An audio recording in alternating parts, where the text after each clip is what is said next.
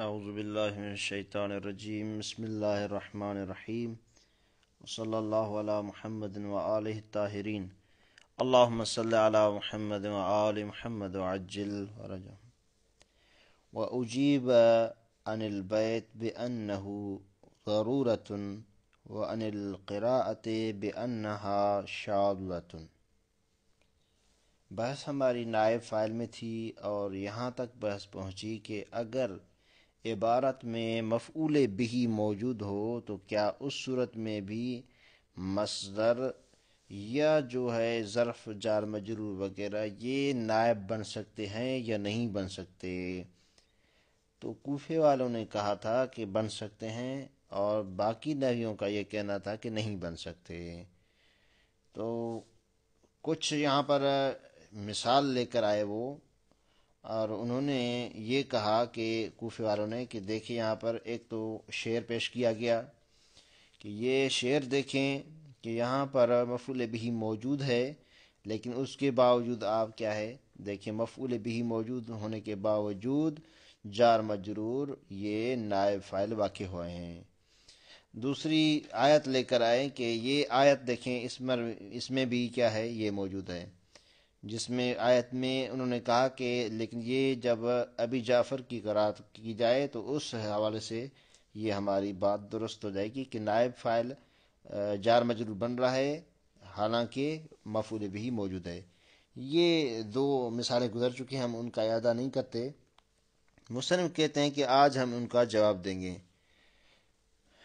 پہلے آتے ہیں شعر کی طرف کہ یہ جو شعر ہے جس میں آپ نے دیکھا کہ جو چیز نائب فاعل بنی ہے وہ جار مجرور ہے اور ادھر سے مفعول بہ موجود ہے، جبکہ قاعدہ آپ نے کیا بتایا تھا کہ مفعول بہ ہو تو کسی اور چیز کو اجازت نہیں کہ وہ نائب بنے۔ یہاں پر مفعول بہ بھی ہے پھر بھی جار مجرور آ کر کیا بن گئے نائب فاعل بن گئے، تو یہ قاعدے کی خلاف ورزی ہے۔ تو مصنف کہتے ہیں کہ وہ اجیب عن البیت، اس بیت سے جواب دیا گیا ہے بِأَنَّهُ ضرورتن کہ یہ تو ضرورت شعری کی وجہ سے ہے، یعنی ادھر سے ربہ اور ادھر سے کلبہ، یہ دونوں کو اس طرح رکھا گیا ہے کس وجہ سے؟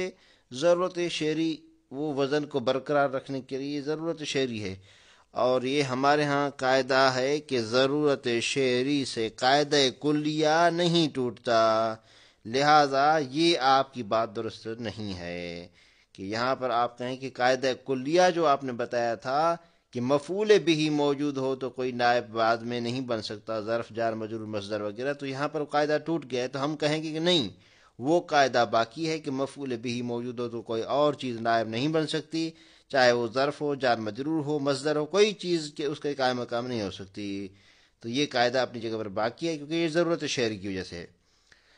تو کوئی کہے ٹھیک ہے یہ تو آپ کی بات درست ہوگی، لیکن وہ جو قرات ابی جعفر والی ہے اس میں تو آپ کیا کریں گے، وہ قرآن کی آیت ہے، وہاں پر ضرورت شعری والی بات بھی نہیں ہے۔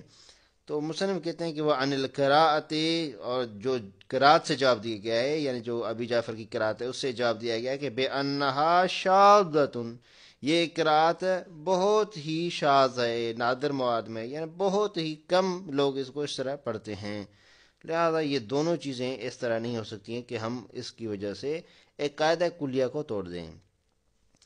مصنف کہتے ہیں کہ ہمارے پاس ایک اور جواب بھی ہے، آیت کے متعلق ایک اور جواب بھی ہے جس سے کیا ہے دو جواب ہو جائیں گے آیت سے۔ ایک تو یہ شاذ ہے، پھر بھی آپ کہیں کہ نہیں یہ شاذ تو ہے لیکن پھر بھی ضرورت شعری جس طرح آپ کا جواب تھا یہاں پر اس طرح کا نہیں بنتا۔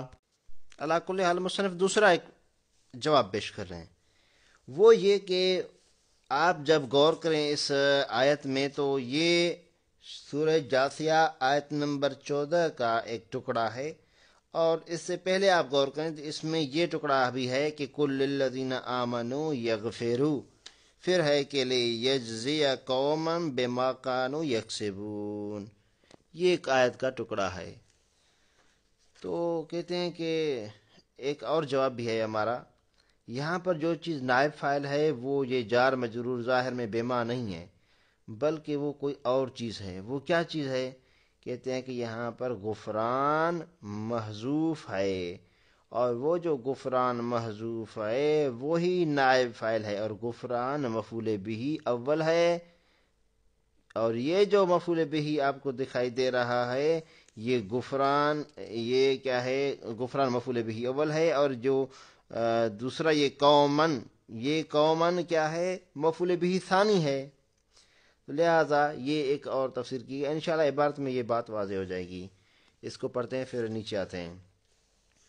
وَأُجِيبَ عَنِ الْبَيْتِ بِأَنَّهُ ضَرُورَةٌ، بیت سے جواب کیا کہ یہ ضرورت شہری کی وجہ سے ہے. وَعَنِ الْقِرَاءَةِ، اور قرات سے کیا جواب دیا گیا کہ بِأَنَّهَا شَاذَةٌ، ایک یہ جواب کہ یہ جو قرات ہے یہ شاذ و نادر ہے، بہت کم لوگ اس کو اس طرح تعبیر کرتے ہیں مجہول کے ساتھ. وَيُحْتَمَلُ أَن يَكُونَ الْقَائِمُ مَقَامَ الْفَاعِلِ ضَمِيرًا مُسْتَتِرًا فِي الْفِعْلِ، اور ایک اور بھی احتمال پایا جاتا ہے کہ یہاں قائم مقام ہے فاعل کے، یعنی جو فاعل محذوف ہے اس کے قائم مقام ہے کیا چیز، ضمیرن، ایک ضمیر، مستترن جو چھپی ہوئی ہے، فی الفعل، اس فعل میں.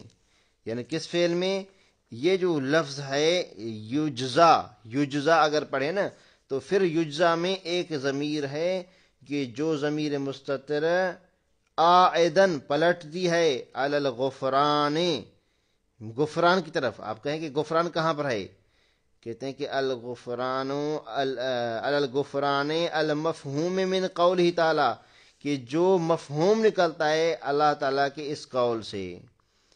کون سا اللہ تعالیٰ کا قول، یہ قل للذین آمنوا یغفروا.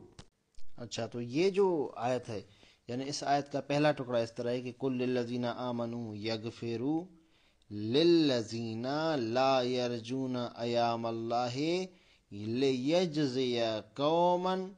تو اس سے لیجزیا کو آپ چاہے لیجزا ہی کیوں نہ پڑھیں، لیکن کہتے ہیں کہ یہ جو ہے اس میں ایک ضمیر پوشیدہ ہے. تو آپ یہ کہیں گے کہ یہ جو ضمیر آپ پوشیدہ کر رہے ہیں اور اس کو غفران کی طرف پلٹا رہے ہیں، یہ کس طرح ممکن ہے، آپ یہ کس طرح کر سکتے ہیں. کہتے ہیں کہ یہ غفران کا مفہوم نکلتا ہے اللہ تعالیٰ کی اس قول سے، کل الذین آمنوا یغفروا، ان سے کہہ دیجئے، یعنی ایمان والوں سے کہہ دیجئے جو لوگ اللہ پر، یعنی جو لوگ ایام اللہ، اس طرح ہے یرجون ایام اللہ، جو ایام اللہ پر کیا ہے عقیدہ رکھتے ہیں، کیونکہ تو ان کے لیے کیا ہے، یغفرو، ان سے درگزر کریں. یعنی ایمان والوں سے کہہ دیں کہ جو لوگ اللہ پر عقیدہ نہیں رکھتے، لا یرجون ایام اللہ، جو اللہ پر عقیدہ نہیں رکھتے ان سے کیا ہے درگزر کریں. ایک، تاکہ اللہ خود اس قوم کو اس کے لیے اس کے کیے کا بدلہ دے گا.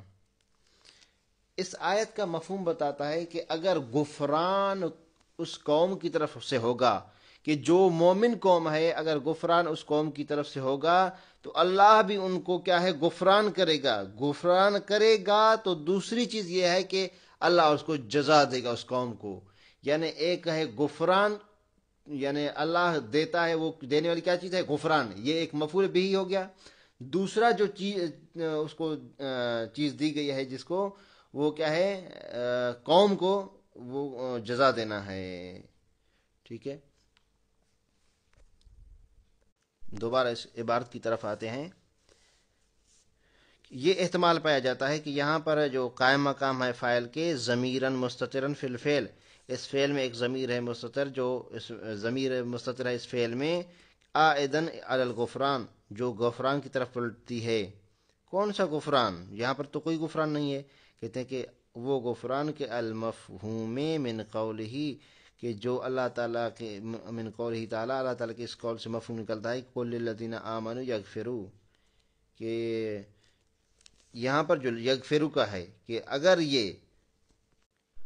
یہ ان کو معاف کر دیں گے، یعنی جو مومن ہیں ان سے کہہ دیجئے کہ جو اللہ پر ایمان نہیں رکھتے، اگر آپ لوگ ان کو معاف کر دیں گے تو بدلے میں کیا ہوگا کہ یجزا الغفرانو قومن، تو اللہ کی طرف سے غفران ہے. یعنی یہ غفران کیا ہے، جو ضمیر ہے اس میں یجزا میں وہ ضمیر پلٹتی ہے اس غفران کی طرف. تو دیکھیں اور اس کو وضاحت کریں گے مصنف خود.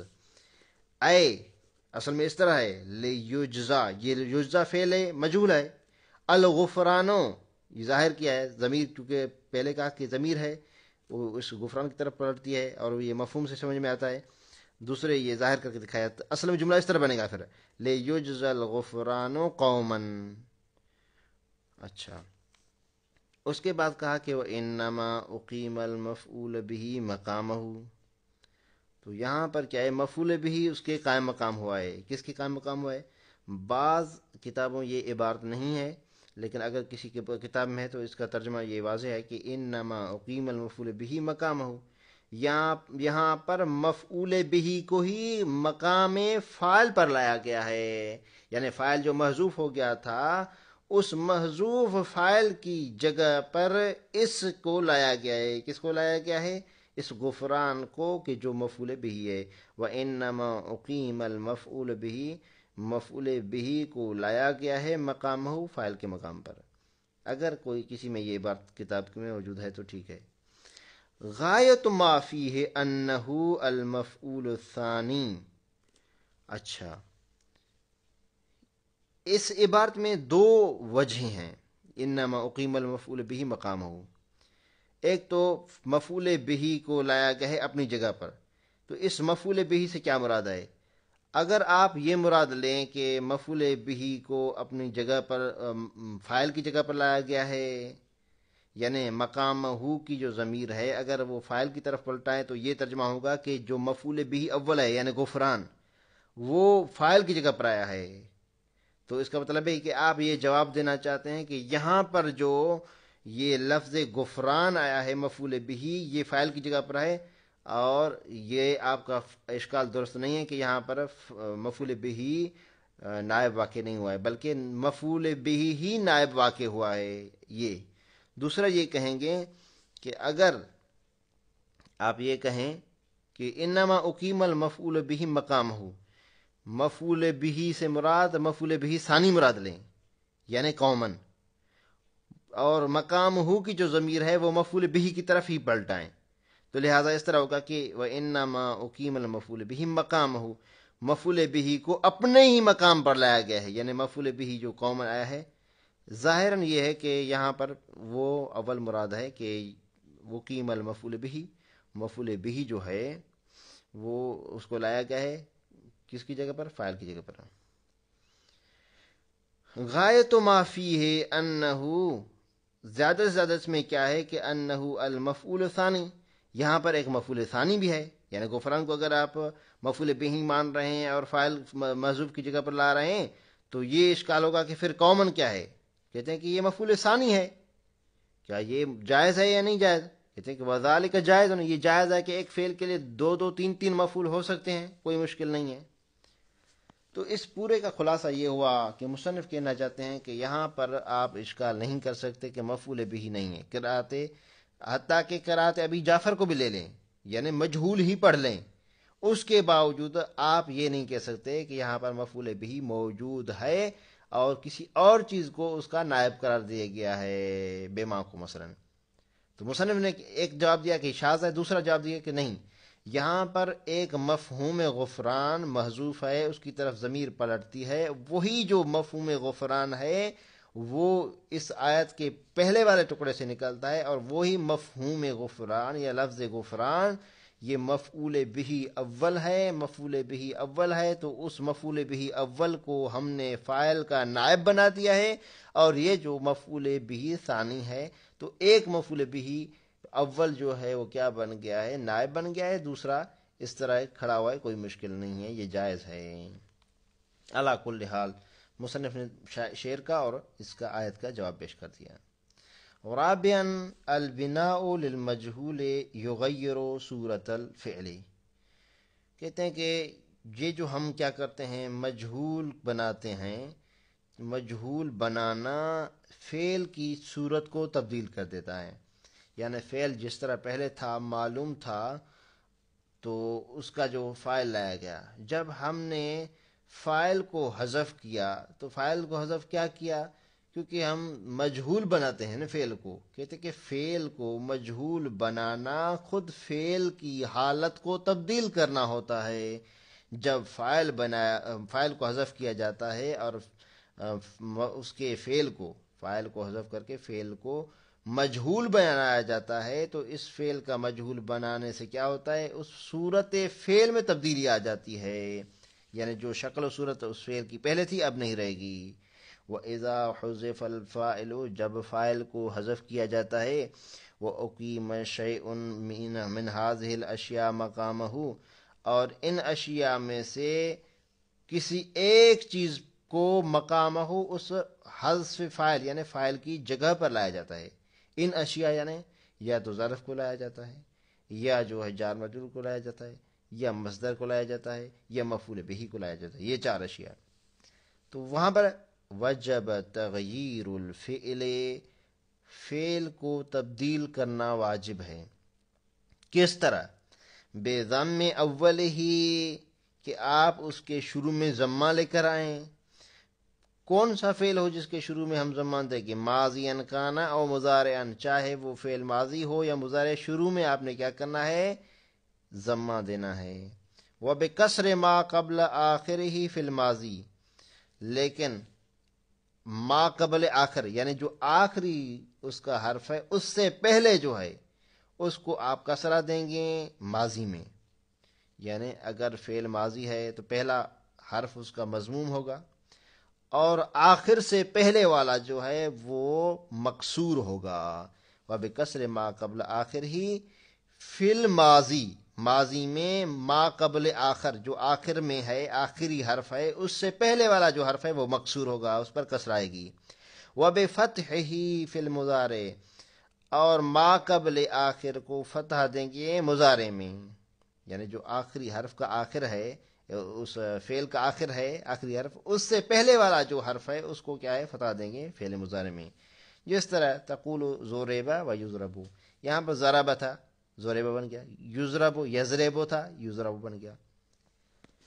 اچھا، ایک اور کلی قاعدہ بتا رہے ہیں، وَإِذَا كَانَ الْفِعْلُ مُبْتَدِئًا بِالتَّاءِ زَائِدَةٍ أَوْ بِحَمْزَةِ وَصْلٍ، کہتے ہیں کہ اگر فعل کی ابتدا کی جائے تاء زائدہ سے یا حمزہ وصل سے، شارک فی الضم ثانیت اولہ فی مسئلۃ التاء وثالثۃ اولہ فی مسئلۃ الحمزہ۔ یہاں پر غور کریں، اگر فعل کا پہلا حرف، فعل مضارع کی بات ہو رہی ہے، یعنی اگر فعل کوئی بھی فعل لے کر آئیں جس فعل کا شروع کیا ہو، شروع اس کا حمزہ وصل سے ہو یا تاء زائدہ سے ہو، جس طرح مثلا تضرب میں یہ تا ہے، اور اس طرح مثال خود پیش کریں گے، انطلق ہے، اس کو ان تو لے کر پڑھیں گے مجہول میں۔ تو اگر فعل کا شروع تا زائدہ سے ہو یا حمزہ وصل سے ہو تو کیا کریں گے، کہتے ہیں اگر اس کے شروع میں تا زائدہ ہے تو تا زائدہ کے بعد والا جو حرف ہے نا وہ بھی مضموم ہوگا، یعنی فعل مضارع یا ماضی کا پہلا حرف تو ویسے ہی ہم نے کیا کہا کہ شروع اس کا مضموم ہوگا، اس پر ضمہ آئے گا ہر صورت میں، لیکن اگر تا ہے تا زائدہ تو اس کے بعد والا بھی کیا ہوگا، مضموم ہوگا، اس پر ضمہ آئے گی۔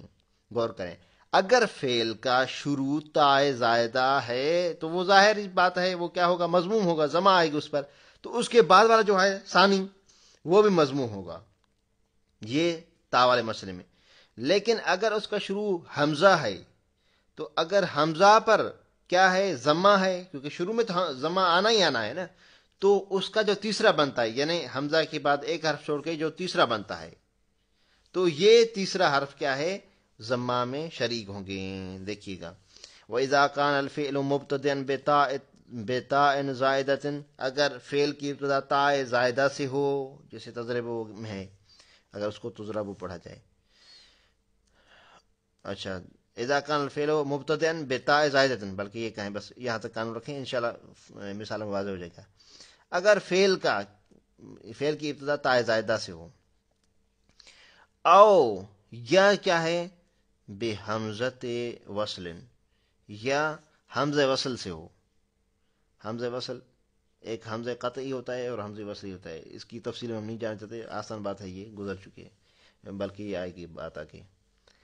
شارک فی الضم ثانی ہے اولہ فی مسئلۃ تا، تو ضمہ میں شریک ہوگا ثانی اول کے ساتھ مسئلہ تا میں، یعنی اس کا ثانی بھی مضموم ہوگا پہلے کی طرح. وثالث اولہ فی مسئلۃ الحمزہ، اس کا تیسرا حرف کیا ہے؟ مضموم ہوگا اول کی طرح حمزہ میں. مثال دے رہے ہیں یہاں پر دیکھیے تعلمتو، یہ جو تعلمتو میں تا ہے یہ تا زائدہ ہے. اچھا تا زائدہ سے مراد، پہلے ہم نے جو مثال دی وہ درست نہیں تھی. تو تا زائدہ سے مراد کیا ہے؟ کہتے ہیں کہ ہم نے پڑھا ہے کہ ایک فعل ہوتا ہے مجرد، دوسرا ہوتا ہے مزید فی. تو مزید فی کس کو کہا جاتا ہے؟ جس میں اضافی حرف ہوں، جس میں زائد حرف ہوں. تو اس میں تا زائدہ ہے، ظاہر سی بات ہے. تو تا جب زائدہ ہے آیا ہے تو اب اس کا ہم نے مجہول بنانا ہے. تعلمتو کا اگر آپ مجہول بنائیں گے تو علمت، یہ اس طرح ہوگا. تو علمت، تو یہاں پر دیکھیے تا زائدہ ہے شروع میں، تو تا کے بعد جو دوسرا حرف ہے وہ بھی اس کے ساتھ ضمہ میں شریک ہے، یعنی عین. فی مسئلۃ تعلمت المسئلۃ، تو علمت المسئلۃ بضم التا والعین. مجہول بنایا تو تا کو بھی کیا ہے؟ ضمہ آیا، اور اس کے بعد جو دوسرا حرف عین تھا اس کو بھی. یہ تو ایک مثال دی ہے، یہ کلی قاعدہ ہے کہ اگر تا زائدہ ہو، یعنی زائدہ سے مراد وہ مضارع والی زائدہ نہیں، بلکہ زائدہ سے مراد وہ مزید فی والی جو زائدہ ہے. اچھا، بضم التا والعین، تا کو بھی ضمہ اور عین کو بھی. وفی انطلقتو بزید، اگر اس کو بنائیں کیونکہ اس کے شروع میں کیا ہے؟ حمزہ وصل ہے. ان طلق، یہاں پر دیکھیے ان طلق بزید، ان طلق، ان یہ حمزہ وصل پر ضمہ تھا، تو طوا جو تیسرا نمبر حرف ہے اس پر بھی ضمہ آ گیا.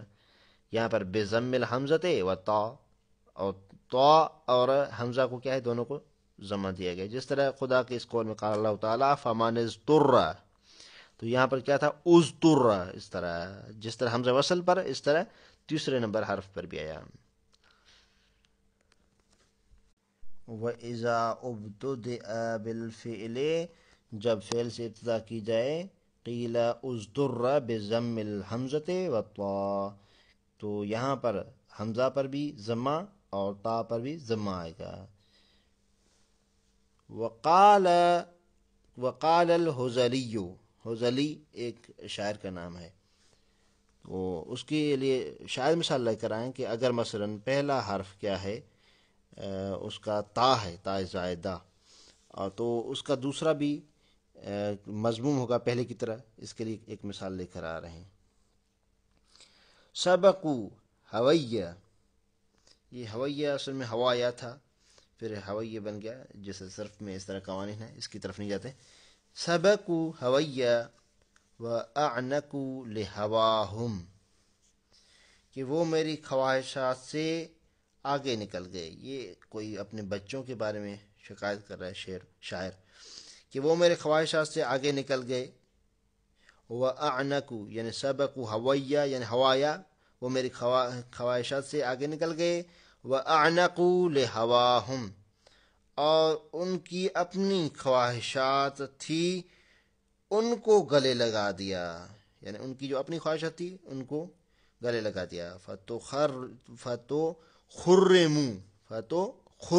یہاں پر دیکھیں تا اور خا دونوں مضموم ہیں، شاید مثال اسی میں ہے. فتخرموا، پس ان کو موت دے دی گئی، یعنی موت نے گھیر لیا، ختم کیے گئے. وَلِكُلِّ جَنْبٍ مَصْرَعٌ، اور ہر طرف کے لیے مصرع ہے، یعنی ہر طرف موت ہے، جہاں بھی جائیں ہلاکت ہے. اور مصرع جو لفظ ہے یہ میدان جنگ کے لیے، کشتی کا اکھاڑا وغیرہ جو ہوتا ہے اس کے لیے بھی استعمال کیا جاتا ہے. علی کل حال شاید مثال ہمارا فتخرموا میں ہے.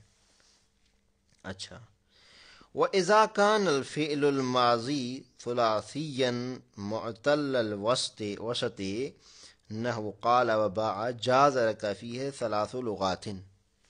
فرماتے ہیں کہ اگر فعل ماضی ثلاثی معتل وسط ہو، معتل وسط کس طرح ہوتا ہے؟ کہ اگر فعل ماضی ہو ایک شرط، ثلاثی ہو دوسری شرط، تیسری شرط یہ کہ اس کا بیچ والا حرف معطل ہو، یعنی الف واو یا ان تینوں میں سے کوئی ایک آئے. یہاں پر جو ہے مثالیں پیش کریں گے، جس طرح با اور قال، یعنی معطل واو بھی ہے اور معطل یا بھی ہے. یہ دو مثالیں پیش کریں گے. تو اگر اس طرح ہے تو وہاں پر تین چیزیں آپ کے لیے جائز ہیں. یہ واضح انشاءاللہ بات میں حل کر لیتے ہیں. وَإِذَا كَانَ الْفِعْلُ الْمَاضِيُّ وَإِذَا كَانَ الْفِعْلُ الْمَاضِي ثُلَاثِيًّا، اگر فعل ماضی ثلاثی ہو، معطل الوسط، اور اس کا بیچ والا کیا ہے، معطل ہو، یعنی الف واو یا میں سے کوئی ایک ہو اس کا بیچ. جس طرح قال تو اصل میں قاولا تھا، اور با بیع اصل میں اس طرح تھا. جاز لک فیہ، تو اس صورت میں ثلاث لغات، تین طرح کی آپ کے پاس اختیارات آپشن موجود ہیں. پہلا آپشن کیا ہے کہ احداہا وہی الفصحا، یہ زیادہ فصیح ہے. اس طرح اگر آپ کہیں کیا کرنا چاہیے، یہاں پر کسر ما قبل الالف، الف سے پہلے کسرہ لگا دیں. یہاں قال اور با میں الف ہے تو اس الف سے پہلے کیا ہے، کسرہ لگا دیں، یعنی قاف پر اور با پر مثلا.